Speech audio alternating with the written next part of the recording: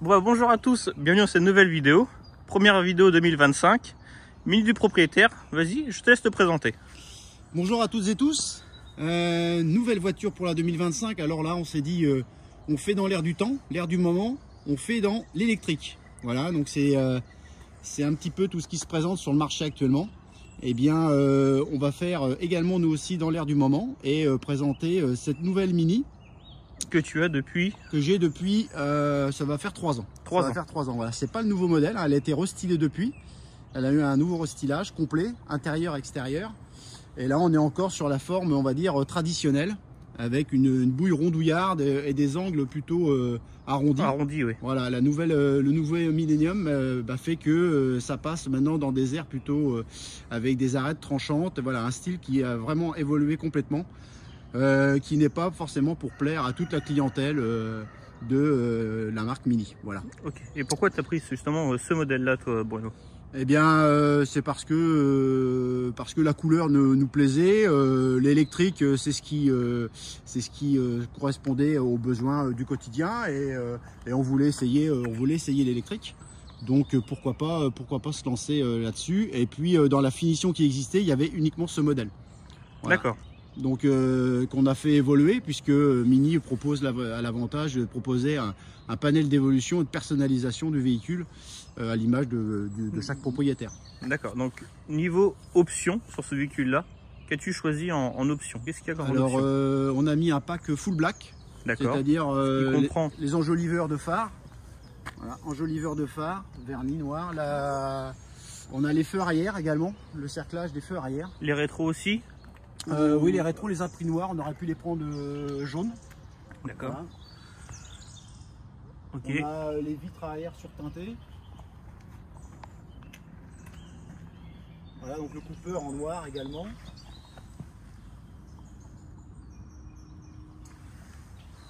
Avec voilà, les vitres surteintées, 3/4 arrière. Et le toit noir aussi? Et le toit était d'origine noire. Ok. Donc sur cette au niveau, qu'est-ce que ça donne au niveau motorisation? Donc c'est donc électrique, hein, forcément. Et donc on la distingue par en fait les couleurs des cerclages des enjoliveurs de roues qui sont jaunes et le S derrière qui est jaune également. D'accord, c'est vraiment les seuls. Voilà, c'est pour marquer la gamme électrique, pour le E qu'on retrouve sur sur la trappe. Voilà, quelques points d'identification comme ça qui fait que on sait que c'est l'électrique, c'est le modèle électrique. Donc on est sur une puissance équivalente à 184 chevaux. D'accord. Voilà, 184 chevaux.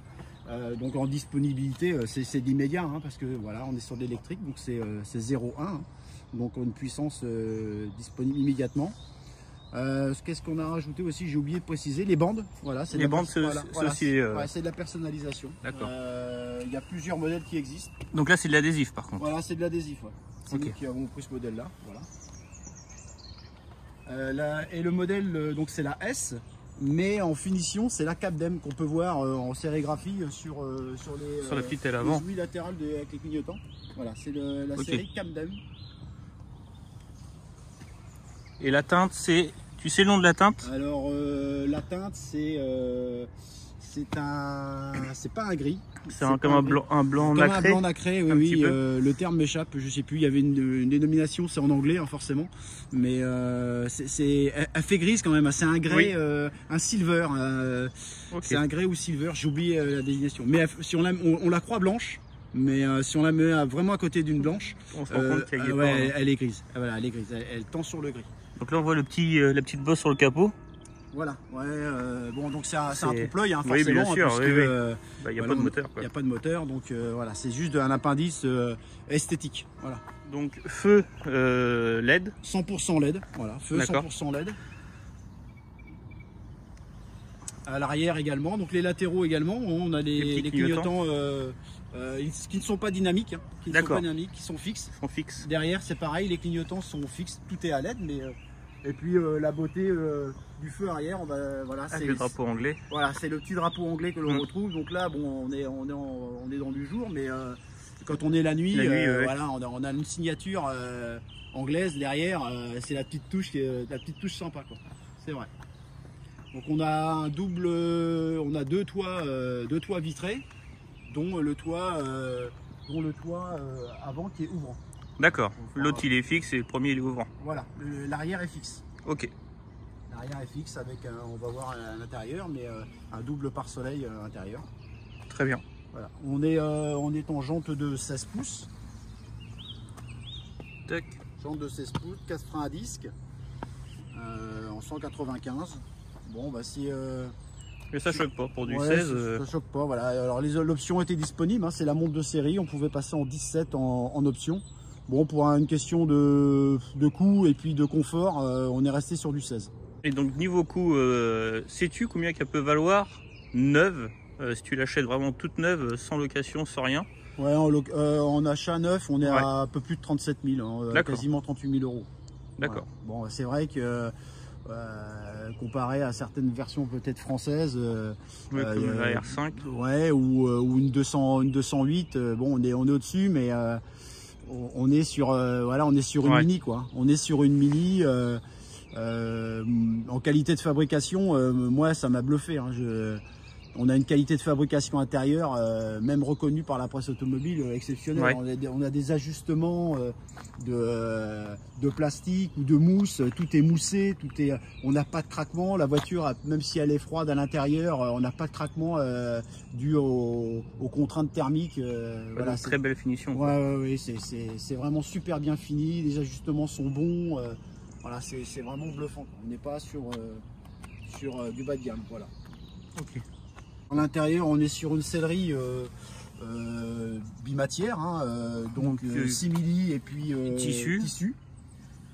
Donc la boîte que l'on voit là, forcément, c'est une boîte. On n'a pas de boîte, hein, puisque c'est juste un inverseur en fait, hein, marche avant, marche arrière. Oui. Il n'y a pas de boîte de vitesse. On a tout un habillage qui est mousse.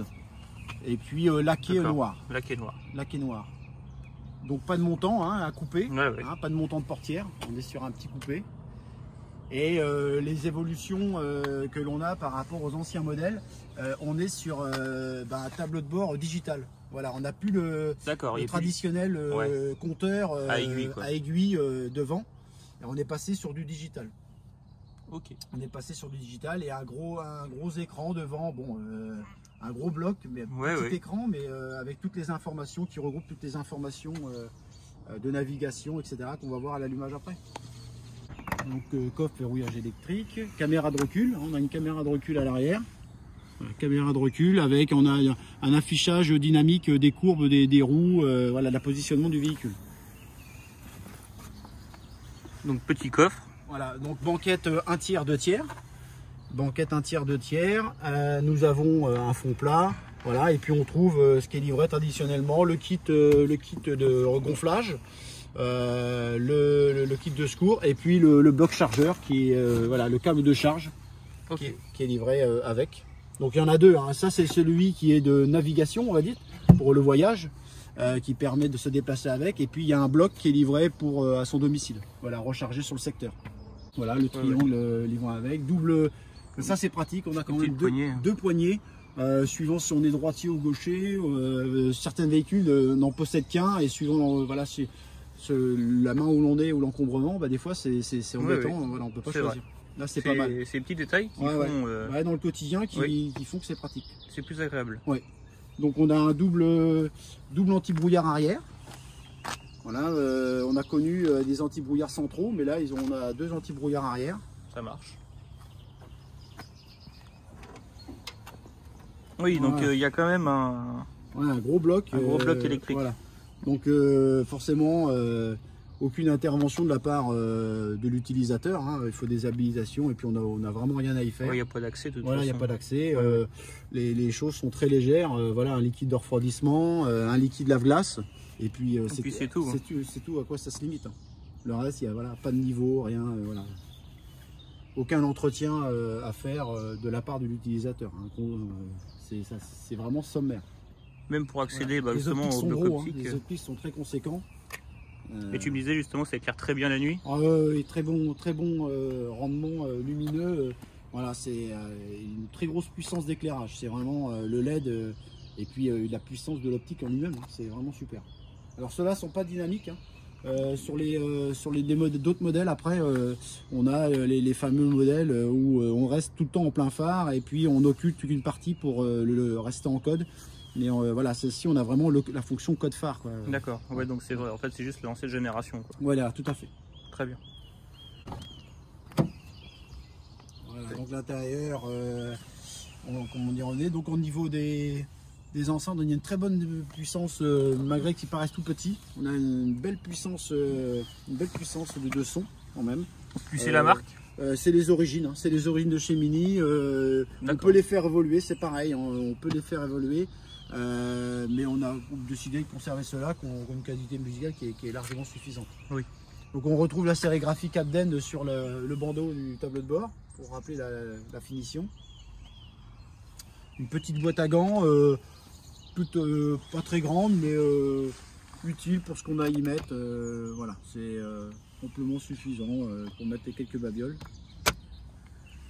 La fermeture des portes, qui est pas de poignée apparente, mais simplement dans la contre-porte, un emplacement de main pour mettre. D'accord. Et puis là, tous les petits boutons, justement, voilà. Comme les premières générations, en fait. Version aviation, un petit peu cockpit avion.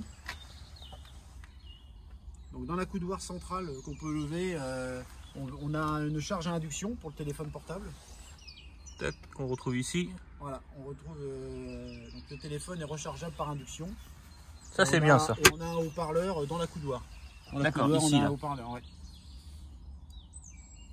C'est vrai que j'adore les sièges par contre. Voilà. Alors c'est résistant, c'est costaud, c'est pas froid. Donc les sièges sont chauffants, hein, les sièges avant sont chauffants, très efficaces, ils chauffent très très fort. Et c'est eux d'ailleurs, quand on programme la voiture, si on veut programmer la voiture pour le matin, si jamais elle dort dehors, et ben le chauffage se fait essentiellement justement par les sièges chauffants. Voilà. Ok. C'est eux qui réchauffent essentiellement l'habitacle. Voilà. Très bien. Très grande puissance de chauffage. Et voilà. Donc on bascule derrière. Alors faut pas être très grand, hein, ça reste une petite voiture. Il y a quand même pas mal de place pour justement une personne d'un mètre 75, voilà. Ça le fait, hein. Oui, bien sûr. Voilà. Alors il y a un pont au milieu qui sépare les deux. On a un porte-gobelet également avec. Mais ça dépanne quoi. Voilà, c'est pas une voiture à but d'abord familial. Hein, mais les deux places ont le mérite d'exister. Elles sont fonctionnelles quand même. Deux poches aumônières derrière au fauteuil. Tac. Et donc voilà, on retrouve les deux toits ouvrants. Les deux toits ouvrants. Voilà, qui se... Alors, hop, voilà, on ouvre comme ceci. Et puis l'arrière. Voilà, pareil aussi. Voilà, qui donne un point lumineux super. Au beau jour. C'est top. Ah ouais, ça nous allume. Surtout d'un beau temps comme aujourd'hui. Ah bah là, on profite. Et puis ça donne un point de lumière. Voilà, très intéressant. Bon, malgré que l'intérieur, s'il reste assez sombre, on a un ciel de toit qui est couleur claire. Hein. Clair, voilà, on n'est pas sur d'autres versions peuvent avoir en noir, mais là, voilà, on est clair, donc ça reste quand même lumineux. Voilà, donc l'intérieur est sympa, même s'il peut paraître austère pour certains. On n'avait pas précisé la recharge.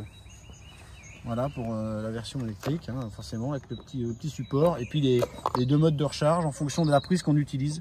D'accord, donc là les petits voyants ça t'indique justement... Oui, pour l'état de charge. D'accord. Mais on en a informé au tableau de bord et c'est une voiture connectée, donc on a une application sur le smartphone et tout est programmable du smartphone. Voilà, on est informé de l'état de charge, on peut programmer la charge à distance, chez soi, déclencher le chauffage. Tout quoi. Tout est programmable. C'est connecté quoi. Connecté sur le téléphone et puis on a des indices, savoir si on a une borne plus près, grâce à l'application Mini. Voilà, il faut télécharger l'application Mini et on peut être connecté à la voiture en permanence. Très bien. Bon ben voilà, on se retrouve à l'intérieur. Donc on retrouve tous les petits boutons. Voilà, le bouton, on retrouve du jaune, hein, ce qui identifie bien la gamme électrique chez Mini. Voilà. Donc on a le démarrage version... voilà, les boutons, on a une climatisation individuelle. Donc bisone. Bisone, climatisation bisone automatique. La fonction siège chauffant. Hop. Voilà, on appuie une fois et plus on appuie, plus on diminue la puissance. La puissance. Ça chauffe très vite, très fort. Bon bah on va peut-être descendre un peu parce que... Voilà, très vite, très fort. Voilà, alors on peut choisir les modes. Hein. On a un mode, voilà, on a le mode green, qui est le mode éco. On a le mode normal et on a un mode sport. D'accord, avec les couleurs qui changent. Voilà, avec les couleurs qui changent. Alors on a les couleurs de fond qui changent ici. Alors on les voit pas, il fait jour, mais dans les contre-portes. Oui, si on le voit un petit peu. Voilà, on les a aussi et on les a au pied. Mais là il fait jour, on les voit pas. On les a au pied. On les voit. Voilà, un petit peu au pied et au plafond aussi. Voilà, on a le plafond également. D'accord. Je vais te faire tester en même temps, voilà le mode. Là on a le freinage. Donc en fait on peut avoir soit une décélération, voilà, si j'appuie dessus il va en informer, faible récupération d'énergie ou forte récupération d'énergie au freinage. D'accord. Voilà. Alors en général on utilise la petite récupération en ville pour que ça freine moins fort, la décélération, et la forte sur route classique. Très bien. Toutes les informations donc s'affichent au tableau de bord et sur la console. Okay. Voilà, on a les zones de puissance, hein, ça équivaudrait on va dire au compte-tour, ce qu'on utilise comme puissance électrique à l'accélération. Alors tout est personnalisable, c'est pareil. On a la charge qui équivaudrait au plein, hein, on est sur une essence, qu'on retrouve là également en pourcentage. Voilà, on a deux affichages et puis ensuite on a le calendrier, on peut avoir la consommation instantanée, la consommation moyenne, la vitesse moyenne, le kilométrage journalier. Voilà, et puis là c'est totaliseur. Okay. Un petit volant sympa avec des bonnes prises en main, agréable. Voilà, et toutes les fonctions classiques qu'on pourrait retrouver, le limiteur, le régulateur, les commandes au volant pour la téléphonie. Voilà, et puis c'est complet. Voilà, les médias, on peut tout retrouver. Alors on peut retrouver, voilà, on a une molette de navigation, un joystick, voilà, qu'on retrouve classique sur beaucoup de marques, BMW également, hein, et voilà, on peut faire évoluer. Tout le menu est configurable. Voilà, on peut avoir le GPS, on peut avoir voilà, on peut basculer d'un mode à un autre. Voilà, selon ce que l'on recherche. Voilà, le calendrier, etc. Voilà, tout ça est personnalisable. Et puis dans la navigation, voilà, on peut choisir les adresses. Voilà, un GPS classique, bien fait. Ensuite, on a voilà, accès chez Mini, les réglages du système du véhicule. Classique, régler le profil du conducteur, c'est personnalisable, conducteur. Et puis ensuite on a des assistances Mini qu'on retrouve également aussi, la fonction SOS avec les appels de Mini. D'accord. La météo, voilà, beaucoup de choses personnalisables.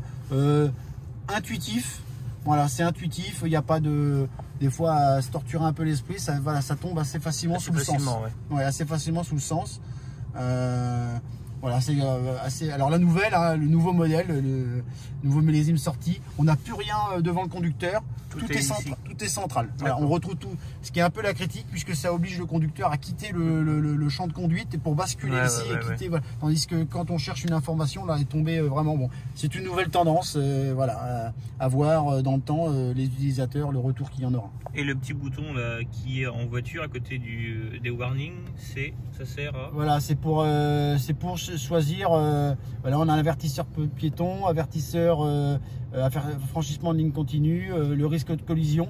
Voilà, tout ça, voilà, on peut l'activer ou pas l'activer. C'est la sécurité intelligente. Voilà. Très bien. Voilà, donc le levier classique, hein, juste un seul verrouillage, et puis on choisit le mode. Voilà, drive pour l'avant. Là, on est sur le neutre. Et là, la marche arrière. Et puis après, P, parking. Très bien. Voilà. Donc le menu, en fait, ce que l'on a ici, c'est ce qu'on peut retrouver en naviguant au niveau digital sur l'écran central. Voilà, bon, on peut le naviguer ici ou ici. D'accord. Un frein à main électrique. La caméra de recul, et puis tout à l'heure, comme je le disais, on voit la position des roues, voilà, qui évolue en fonction, voilà, savoir où sont positionnées nos roues. Donc on est couplé à un avertisseur avec les bips et puis une caméra. Très bien. Devant, pas de bip sur celle-ci. Voilà, suivant la version, celle-ci a que des bips arrière et une caméra arrière. Et donc là, même en mode parking, tu restes quand même avec la caméra d'enclencher? Oui, oui, elle est restée parce qu'elle est restée. J'ai pas renvoyé une autre. Voilà, une autre information. Ouais, j'ai pas demandé d'autres informations, donc. Très bien. Ça, là, on va décoller là. Voilà, double prise USB. On a deux prises USB et puis ce qui a tendance à plus beaucoup exister, mais une prise allume-cigare. Oui, ça peut servir. Voilà, et que voilà, je n'ai pas montré également, mais on en a une dans le coffre. D'accord. Voilà, ce qui peut paraître, voilà, qui disparaît sur le marché de l'automobile, les prises à allume-cigare, mais on en a une dans le coffre que j'ai oublié de montrer sur un côté latéral d'une aile. Ok. Voilà, qui permet de brancher un appareil devant. Bon, bah, je pense qu'on peut partir. C'est la première fois que je suis monté dans une voiture électrique. Alors, on n'a pas monté le toit ouvrant, donc le toit ouvrant, donc soit on a une fonction classique, ouverte à bascule. Très bien. Ensuite, voilà, on a la fonction avec le petit filet anti-remous. Voilà, donc là on est à fond. Voilà, une deuxième. Et là on peut profiter pleinement des beaux jours. Comme aujourd'hui. Voilà, comme aujourd'hui. Bon, c'est vraiment agréable, c'est sympa quand il fait vraiment estival d'en profiter. Il est silencieux. Hop, et puis là on repasse. Voilà. Très bien. Donc le petit pare-soleil, bon, qui est assombri, mais bon, qui a mérite, voilà. Et qui est, on peut sortir si le toit est ouvert. Oui, bien sûr. Voilà. Donc un départ en douceur. En douceur et tout silencieux. Voilà. Donc on oublie le bruit du thermique classique. Trouver un silence, voilà, que l'on a sur les hybrides également, hein, puisqu'on a un départ en électrique jusqu'à une certaine vitesse donnée. Et donc là, en autonomie maximum. Et ben là, voilà, je suis à 84%. Il me donne une autonomie par rapport au style de conduite, hein, ce qui pourrait équivalent sur un essence, c'est pareil. Il vous donne toujours la consommation restante par rapport à la conduite que l'on avait jusqu'à maintenant. Là, il me donne 120 km. On est sur une autonomie max théorique de 173 km. D'accord. Théorique, je dis bien. Après, en fonction des consommateurs utilisés sur le véhicule et puis de la conduite que l'on en fait, et ben forcément l'autonomie va aller de pair avec et va diminuer. Voilà. Bien sûr. L'hiver, beaucoup plus de consommateurs électriques. Forcément, les sièges chauffants, la programmation le matin si le véhicule dort dehors.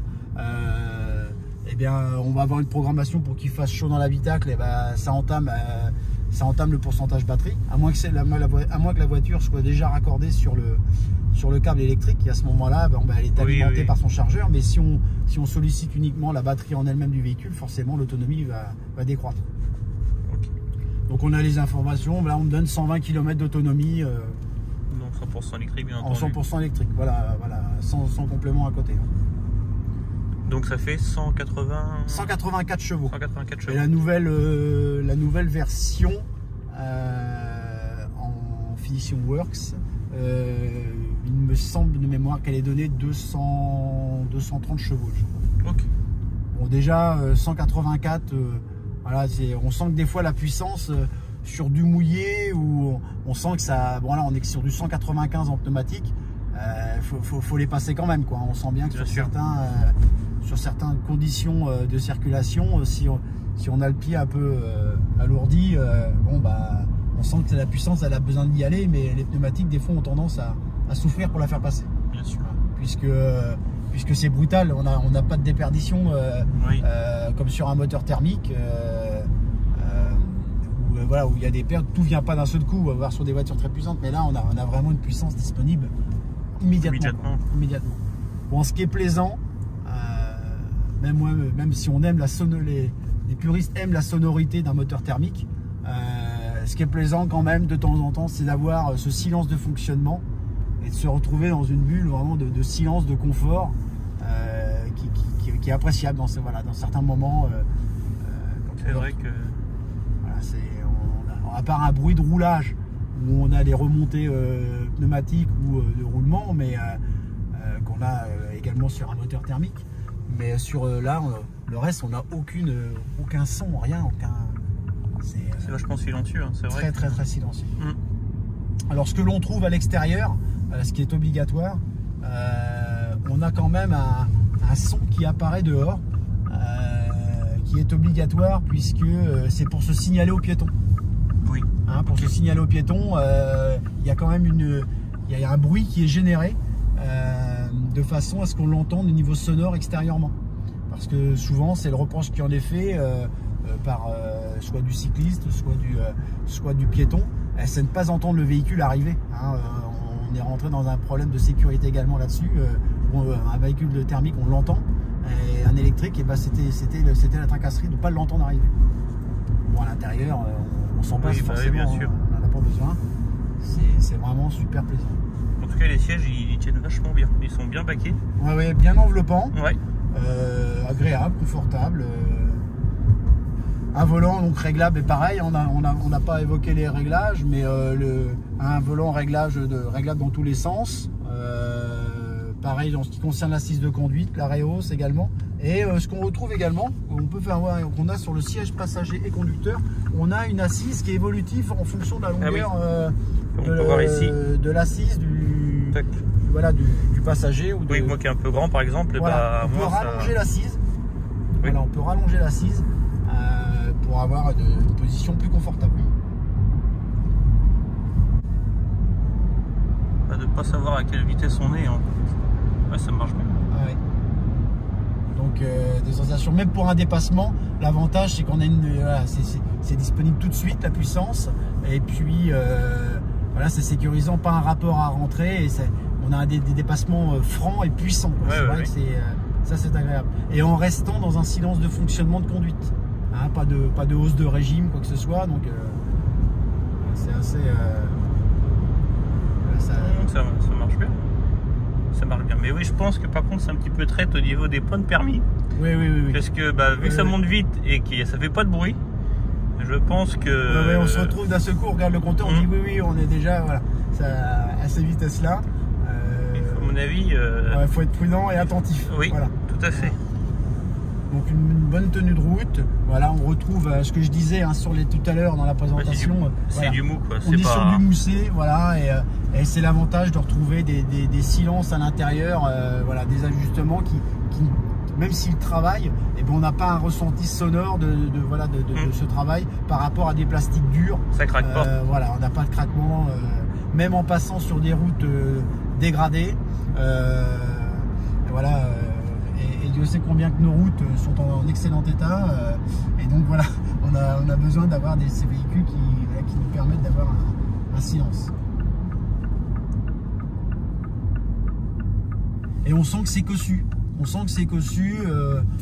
On sent que l'intérieur est solide, quoi. Tout l'ensemble fait. Alors on se sent un petit peu confiné, hein, peut-être. Certains sont habitués à des véhicules, mais là on reste sur la gamme citadine, hein, quand même. Malgré tout.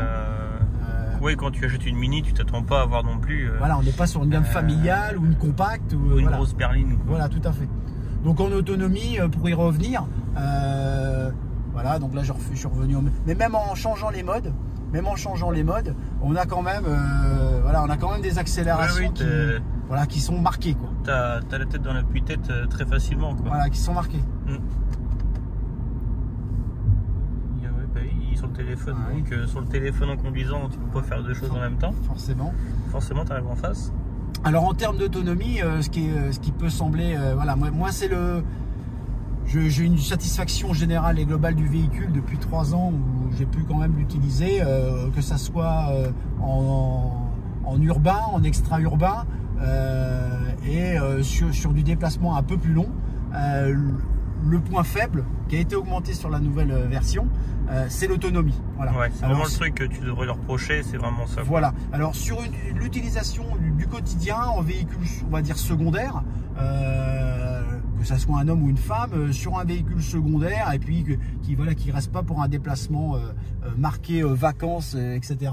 Eh bien, ça suffit amplement. On a une autonomie qui nous permet, voilà, trajet domicile-travail, les enfants, l'école, les courses. Ça suffit amplement. Même pour aller sur une petite balade à la campagne, voilà, on est sur des autonomies confortables, voilà, qui correspondent à cette utilisation-là. Par contre, quand on commence à aller vraiment sur des déplacements un peu plus lointains, eh bien, il faut prévoir son trajet. Voilà, il faut prévoir son trajet et on a l'autonomie là. Voilà, surtout si on prend un axe routier majeur. J'entends par là du réseau autoroutier. Alors là, forcément, la vitesse augmentant, l'autonomie chute. Et là, on retrouve la faiblesse de l'électrique. De l'électrique, mais je dirais sur du petit modèle.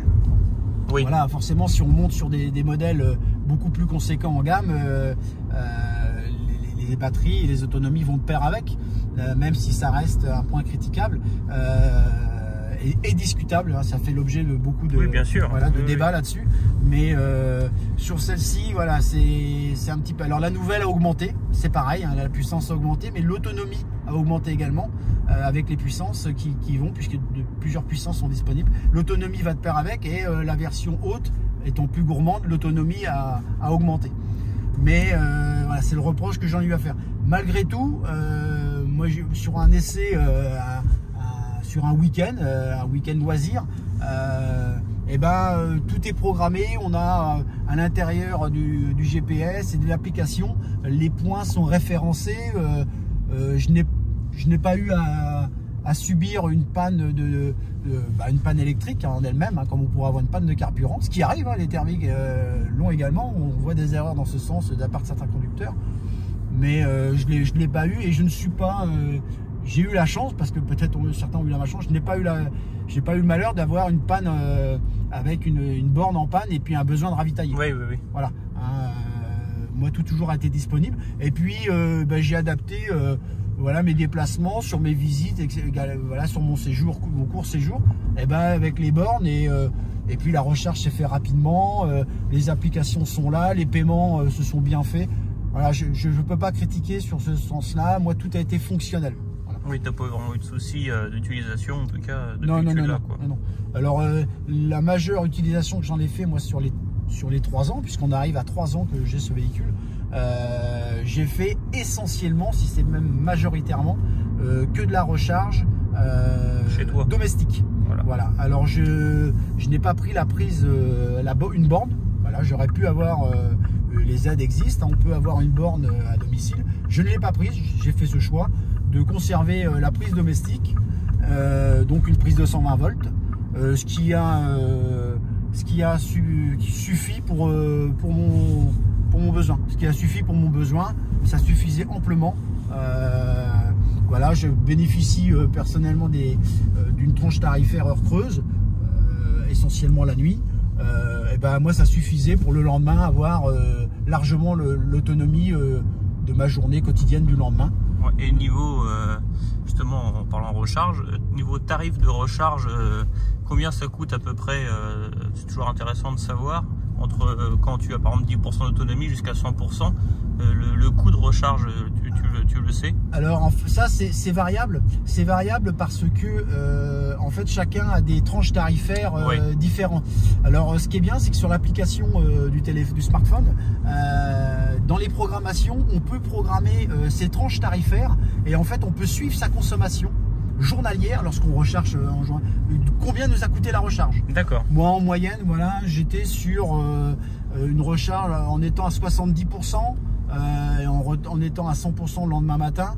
Je me retrouvais avec une recharge la nuit, donc de 1h à 6h du matin. J'étais allé à 1,70 €, 2 euros pour la recharge. Pour la recharge. Voilà, pour repartir de 70 à 100%. Donc voilà. Ouais, en gros, tu gagnes à peu près combien? 40 km, 50 km d'autonomie?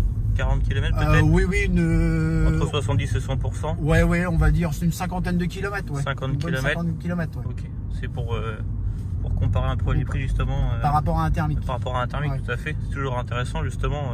Oui, alors on peut programmer, alors déjà on peut rentrer ses tranches tarifaires dedans pour surveiller, voilà, avoir ses coûts de consommation. Et on peut également programmer comment dire, ses tranches et ses jours de recharge. Tout est programmable à l'avance. On a un calendrier qui va du lundi donc au dimanche, hein, qui fait un tour complet de semaine. Et on peut choisir ses plages horaires de recharge. Donc la voiture, elle est branchée et elle nous informe sur le smartphone quand est-ce qu'on est rechargé et quand est-ce qu'elle débute, quand est-ce qu'elle arrête. Oui, t'es pas obligé de recharger dès que tu branches, quoi. Non, on peut la brancher et planifier son cycle de charge. Très bien. C'est vraiment sympa, ça. Voilà, puisque quand on parle de l'électrique dans l'air du moment, c'est le sujet de discussion, c'est l'énergie. L'énergie, voilà, c'est l'énergie qui, pas autant le véhicule reste un véhicule classique. Oui, bien sûr, ça serait un thermique ou un électrique, ça change Voilà, pas ça change. grand-chose. Voilà, l'objet de la discussion est comment dire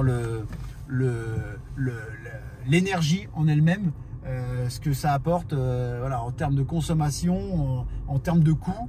Voilà, c'est l'objet de la discussion. Mais ça reste un véhicule très agréable, confortable et puis vivace. Voilà, ça reste une Mini, ça reste dynamique, ça reste joueur, ça reste. Bien sûr. Voilà, l'esprit de Mini est là et c'est un petit kart, hein, très proche de la route, mais voilà, très agréable. Voilà, qui n'est pas non plus un kart de sport. Voilà, ça reste une voiture utilisable au quotidien. Très bien. Bon, en tout cas, merci d'être venu présenter ta voiture. Et puis, en tout cas, j'espère que la vidéo vous aura plu. Première voiture électrique sur la chaîne. Donc, peut-être qu'il y en aura d'autres. On verra si la vidéo vous plaît ou non. Et puis, en tout cas, je vous souhaite une bonne journée à tous. Et puis, je vous dis à la prochaine, tout le monde. Ciao! À bientôt!